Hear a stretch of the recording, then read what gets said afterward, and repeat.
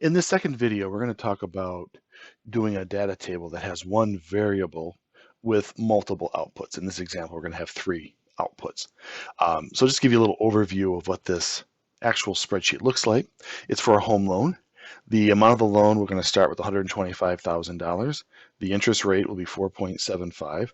The term of the loan will be 30 years, not 15. And the number of payments is 360. I just calculated that. And then we calculated a monthly payment of $652.06. That's just using the PMT function. And we've also calculated the total amount paid. So if you take the monthly payment times 360, you'll get that $234,000. And then subtract the amount you paid and subtract the amount of the loan, and then you'll have the amount of interest. Now, over on the table, we're going to alter the interest rate. We're going to go from 4.5% to 5.5%. And the outputs we want to see are the monthly payment, which will be B13. The total repayment, how much we paid, will be B15. And then the total interest paid will be B16. So we put those up here just as we normally do for any one variable data table. So this will be equal B13. The total repayments is equal B15.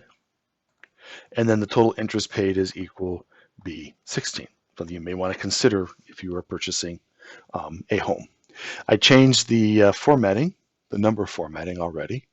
So again, just to review how you do that, you go up to the number, go down to more number formats, click on custom, highlight type, and then just type in 3 semicolons. So when we build this table, this column is going to have what the monthly payment is. This column will have the total payment and the total payments made, and then the total interest, varied by interest rate. So to complete this table, we highlight the 3 columns along with the varying interest rates. We go to the Data tab. We go to What If Analysis, and we go to Data Tables. Now this is only a one variable data table, so we only need to fill one of these out. Since the interest rates are in a column, then we will we'll put the interest rate cell in that column input. So the interest rate lives in B7, and it's entered in this table as a column. Now we could have put it across the top and had monthly payment, total repayment, and total interest below. It really depends on what you want to do. So we'll click OK. And then these are the varying outputs dependent on the interest rate. Now, since these are all dynamic, if I change the amount of the loan, I could change this to $250,000. And you can see how the interest rates, or excuse me, well, the interest rate, everything changes. I could go over here and say, all right, what if I pay this in 15 years? So this allows you to make these what if calculations simply by making simple changes, and the data table will have that all filled in for you. So the data table has varying outputs, monthly payment, total repayment, and total interest paid, depending on the interest rate. We could have set this up by varying the loan amount from $200,000 to a $500,000, however we want to do that. If we want to do that, just for fun, we have to delete this part of the table.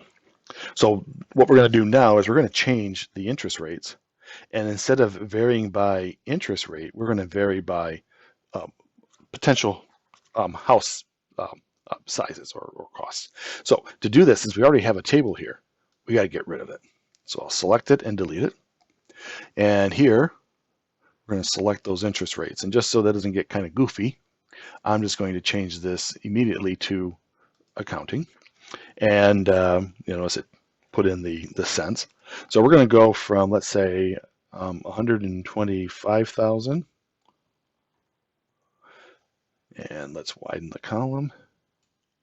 We don't need to see any decimals, so let's just decrease those. And then let's go up to 150,000 and see what kind of pattern we get. That sounds not bad. So we don't need to change anything up here because this was already entered, and we still want to see what our monthly payment will be. But instead of varying it by the interest rate, we're going to vary it by the cost of the house. So again, we'll just highlight all this. We'll go to Data, What If Analysis, Data Tables. It's still a column, but instead of being B7, it's going to be B5. So you have to change that. And we'll click OK. And this will tell you what the monthly payment would be as you vary the cost of the house.